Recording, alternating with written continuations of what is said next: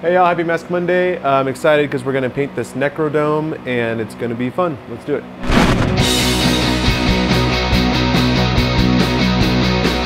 Okay, so this is the Necro Dome mask from Trick or Treat Studios. It was sculpted by Bailey. She's an awesome mask maker. I always really wanted this mask, but I just finally picked one up because I thought it'd be cool to do a video of kind of the way I wanted to customize this. Like, people who know me know that I'm not really into like blood and gore and stuff. I think the design of this mask is really cool, and like what they were going for is like the skin was all like ripped off, so there's still like bits of flesh and all that. It's like a fresh kill basically that was skinned. But for me, I kind of like old, like rotted zombies and stuff. That's just kind of what will fit in my collection a little bit better because I have like almost no blood. I just thought that this would be a cool one because I love the sculpt so much to finally paint it just like a regular skull, and then all this fleshy stuff I'm gonna do in like a dark brown. And so I might even add some hair back on it again, just so it's like an old kind of rotted corpse skull zombie thing. So again, this is kind of what I talk about a lot, where it's not always about like rehauling a mask. Like, that kind of implies you're like making it better. Like, a lot of people will probably like the mask better this way than the way that it'll look when I'm done with it. It's just a fun way to customize a mask and just make it more suitable for you. So let's go ahead and jump in, and I'm gonna get just like the color that I want for the overall skull. So it'll be mostly bright white and then some of the zombie flesh medium, and I'll mix those together to just get like an antique kind of old bone look. So I'm not gonna make it too dark to start with. But also, if you make it kind of too bright, then it's really gonna take on the color of whatever color you use for the rub out. Kind of do want it to have its own, you know, old bone kind of off-white look to it, not just bright white. Like, obviously I don't want these like hairs, like I'll go in and get that, but the glue and stuff that was used to, you know, glue the hair down, that's just kind of good texture on this mask. That's just kind of a fortunate thing. I don't have to watch out for that too much. We can also use, you know, like some pliers like that, kind of lift it up. Oh! I stabbed myself pretty bad there. It's like, it's so dull, you can just like feel it going in. It's like when it's like sharp, it's like you don't feel it, but it's so dull, it's just like, it's one of those ones that's like so deep that it like takes a minute to start bleeding. You know, speaking of blood, this is this new product that we just got for motion picture effects. It's a transparent latex blood. It's like opaque. You can see in the bottom when you put it down, it's opaque. When it dries, it's translucent. So yeah, that's a really cool thing. They're gonna have different like viscosities and stuff. Like this one I think is kind of thick, but they're also gonna release a thinner one. This has just been sitting like in a plastic bag for like so long. So like, it's not really dirty. It's not like grime and stuff all over it. I'm not gonna bother cleaning it. It is a good idea, general practice, to like clean it off. Even just with water, like run under the sink with a rag or something to clean it off. All right, so now I think we can paint. So one thing I always talk about, and everyone always talks about, you know, like mixing a color, and you're gonna use like a lot of white. It's always good to kind of start with white and then tint down to the color that you want. And then this is zombie flesh medium and distilled water. Let's put a little bit in there for now, try to get the color I want. That's pretty close already really to what I want. Might, just for safety's sake, put a little bit more in general. And always remember, it's gonna dry a couple shades darker than it goes on. All right, so here's the color I'm gonna spray on it. Pretty much white, just like a off-white, bony kind of look. And then so now I'll put some more distilled water in to dilute it. Again, don't use alcohol with these paints. I flushed this out earlier, but I always like to kind of run a little bit of water through it first just to make sure it's spraying fine. I think I'm a little under like either 50 or 60 PSI. Like, you could probably do 40 if you wanted, but I like around like 50 or so.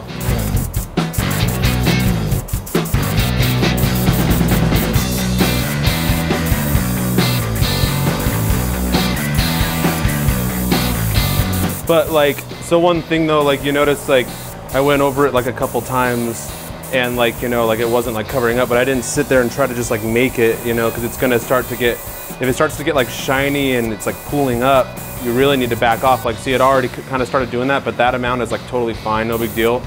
But you don't want to go much, you know, further than that. So like, what I'm saying is that you can see like all that blood there still. You know, I wouldn't, if you were gonna do something similar, like try to really get it covered in the first pass. Go around it, and then, you know, by the time you get done covering, you know, the other parts of the mask, that part will be plenty dry to go over it again. And I guess I'm just saying, don't try to do it all at once. Do it in passes. I'm all done with the white base coat for the skull. So I probably had done like 3 coats, and then it still was like too bright white for me. So I just mixed a little bit more of the zombie flesh medium into it, and then it was the perfect to just dust it again, do like one more quick coat over the whole thing, and then it gave me that look that I was going for, that kind of old bone. And then like I said, I'm gonna do a brown rub out eventually on this, so that's gonna stain it and age it even more. I avoided the teeth for quite a while, and then, you know, it's just a little bit too red, so I just hit it again. They're still kind of pink. The next step I'm gonna do is this brown. I'm gonna let this dry a bit, and then I'm gonna start going into all this fleshy stuff, and I'm gonna make it brown. I'm just flushing out the airbrush with distilled water. It seems like it's going pretty good, but it's always good, you know, once you feel like you get all that paint out, kind of back bubble a little bit, put your finger there, and it'll spray it the other way and kind of help clean it. So yes, you can see it's still a bit shiny. I went pretty hard. Like I said, it was pretty difficult getting rid of all the blood because it's so dark, but I don't really see it anymore. I think I got it for the most part. You can see it still a little bit on the fleshy stuff, but that's just gonna add, you know, a different kind of weird, nasty, you know, veiny, gross color underneath all that brown. So I think I'll start on the back over here, because I'm gonna have to literally like do that to get to the top. I think it's always good to kind of start on the back of masks or whatever you're painting anyways. Obviously it's like the least important part that you're not gonna see that often. So you can kind of see like, oh, that color actually isn't working at all. I can change it without ruining the paint job. So I grabbed Dirt Nap, Fargon, and Decomp. I'm not sure what I'm gonna use really yet, but probably Fargon for the most part. I'll probably start there and then kind of tint up with Dirt Nap and tint down with Decomp. So this is Fargon going in. The Decomp helps to kind of like gray it up a little bit too, flattens it out a little bit, makes it a little more like dead and old looking. So I'm not sure the actual ratio that I did with that. It's probably honestly maybe a little close to 50-50, but probably still more Fargon. Just started with the Fargon and then I put some Decomp until I liked it. I don't think I'm gonna need any of the Dirt Nap. I'm gonna close the airbrush way down. Like before I was really going pretty hard at it. You know how harsh that was to something more like that, you know. So it just goes on a lot lighter. The cool thing about this color is like a little bit of overspray on the skull is just gonna help it. You know, I don't want to do too much obviously because it's gonna be, you know, the same color as the flesh. But again, once I do that rub out, it'll kind of separate them a little more. You know, obviously when I did the white, I just blasted it. I'm being more careful than that, but I'm not being so careful that I'm like moving really slow or anything like that. What I'm doing too is you can see I'm going around just like the, you know, the parts I have to be careful, and I'm kind of knocking that stuff out. Then I'll finish with the easy stuff. But also what's important to note is the angle that you spray is really important. You know, I'm not trying to paint this part of the mask by spraying right here this way. It's gonna make it white down there, and I'm probably gonna end up getting a lot of overspray on the skull, which is probably, you know, one of the reasons why I had a lot of overspray on this side, which again, it's not bothering me, but I wanna be a little bit more careful on the front, you know, the face. But you can see even here where it's a little white, it's because I'm going up this way. I'm gonna have to come back again and get it down that direction, not trying to cover that by spraying it this way. So again, just noteworthy to control the angle that you're spraying it. Sometimes you want to spray across it, you know, to get that under part, not necessarily directly at it. So again, I'm at those parts that are kind of pink, like you can see here. I dusted it, went over it, but I, you know, kind of left some of that pink color in there. And I'm gonna do the same on the top. I'm gonna kind of get that angle now, and I'm gonna dust it with this brown, but I'm not gonna really go super heavy because I want to keep some of that kind of nasty pink red color. Once I'm done doing the rub out, I'm gonna come back in probably with some red highlights and kind of punch little areas up and make them a little, you know, nastier. Even though I want it to be, you know, like an old rotted corpse, you know, it's not gonna have a whole lot of blood in them any longer. It'll be pretty dried up, but still want to have little nasty kind of stretched, putridy looking areas. Oversprayed a lot more than I would have wanted to here. You can see that's exposed skull right there. I would have preferred that to be white. And same right there, went a little hard, but it's okay. It's on the back of the mask and I'm gonna put some hair on him anyways. So I'm not worried about that. I'm just gonna go over every part that I did already and just darken it up a little bit. And then I'll kind of start transitioning into dusting it all over. So you can kind of see I'm just darkening the whole thing as a whole now. But I'm not just, you know, like, I'm kind of modeling it a little bit, just kind of moving it around and kind of just touching it here and there and just kind of taking that harsh whiteness down. And then it's starting to match up with this, you know, skull in the back. You can see where it's like really, you know, harsh and white right there. Just kind of go over it a little bit, not covering it, but just kind of quickly moving around to different spots. The rub out is gonna really get into all those spots and start to darken everything as a whole anyway, so I don't wanna go too far. Because I can always, like I said, I can come back with this color and add a little more afterwards. But it's good to get some on now before the rub out for sure. Kind of at a spot right now where I'm looking at these teeth and they're still pretty purple. And I'm wondering if it's just in my best interest to just kind of base them with this bone white, so it's the same color, and go back over and model a little bit of this. And if you're doing this, make sure you're using these latex paints. Otherwise the rub out's it's gonna take all the paint off. You're just using like acrylics. But also, you know, like obviously it's not going to be stretchy if you use just acrylics. Like your base coat really needs to be either like latex paint, like the nightshades, which is what I like and suggest, or you can make your own with mask making latex and house paint, or you can use Prozade, mix that with acrylic paint. But your base coat needs to be something stretchy, and even the Prozade actually, if you do the Prozade route, the rub out technique is kind of iffy because you can take it off with the alcohol. So we'll talk about the rub out once we get there, but my favorite method if you're planning on doing a rub out is to use all latex paints. So any paints I'm doing right now should pretty much stay there once I do the rub out. But if I were to, like, you know, do the white and then do all this brown in a regular acrylic, I would wipe that acrylic right off. So just wanted to make that point real quick. You're seeing all these air bubbles kind of pop up.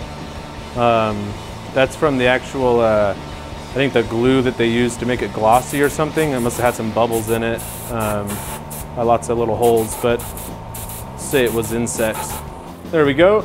So that's basically kind of the first stage done. I used to always wait just kind of like overnight. You don't have to wait overnight. A good hour, you're definitely in the clear. Especially if you have a fan on it and you're in like a dry climate like I am here in Vegas, it'll dry really fast with the latex paint. But at least give it like a half hour just to be safe. But I usually let it go for an hour before we do the rub out. So I'll let that sit on it with the fan, and then we will come back to it and we'll do the rub out. So I'm just kind of going over, you know, the same spots, and you kind of want to get it basically off, but I haven't like dipped this and wrung it out or anything, you know, like this is obviously getting pretty dirty, but it's still, you know, if I'm going to be wiping it off, it's still going to make it a little less. Anyways, it looks like the paint's holding up pretty good. I tried to kind of do the rub out with just one color. I thought, you know, if I do the brown there and then the skull, that I could just do one dark brown, and I do like it. I think it's working, and I think that that's, you know, a good way to go.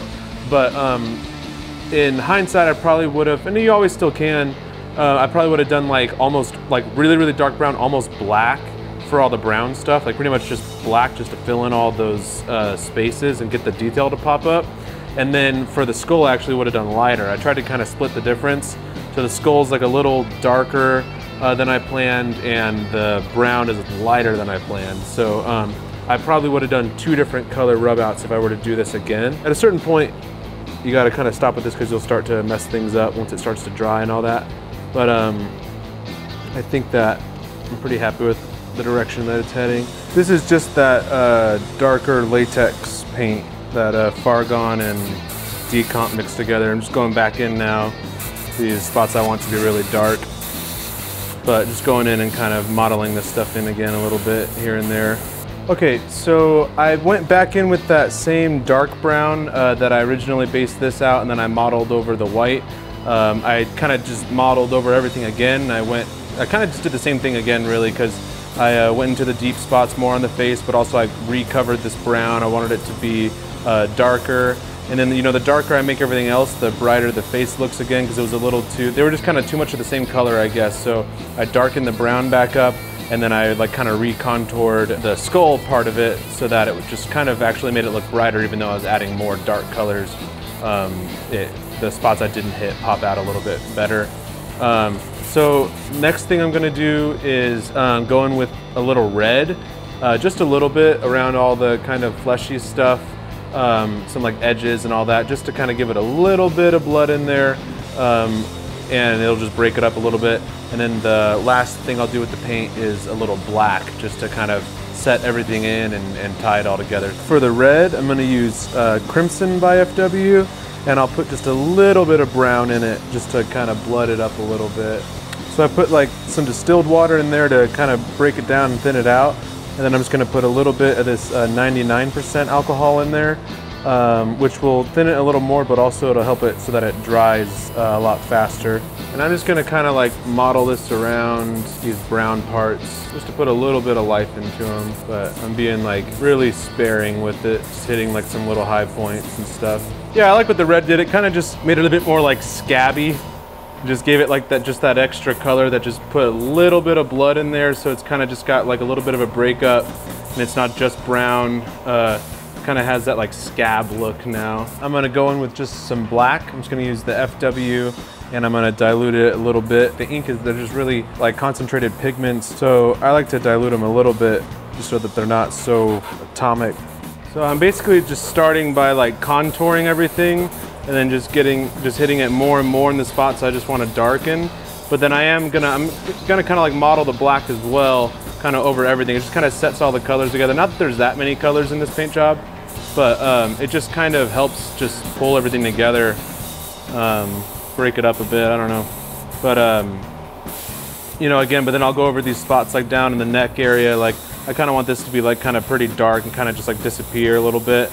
Yeah, so I'm just gonna go ahead and let that dry just a little bit, just like, you know, 1-2 minutes, and then I'm gonna spray it with the matte finish, and then we'll go ahead and call that a night. So I went pretty heavy with the matte, honestly. I really wanted to have that like dusty, dirty, old, dingy look to it, and the matte finish will really help with that. Yeah, I'm happy with how it ended up turning out. Like I said, you know, I wouldn't say that it looks better than it did when I started, but it looks different, and it fits in like my collection, my personal taste a little bit better, not having the blood, but just having all the kind of dark, scabby, old, dingy look to it. That's basically it. Hope that you like the way that it turned out. I'm pretty happy with them. Like, share, subscribe, visit us at nightmaretoys.com, and I'll see you next week for another Mask Monday.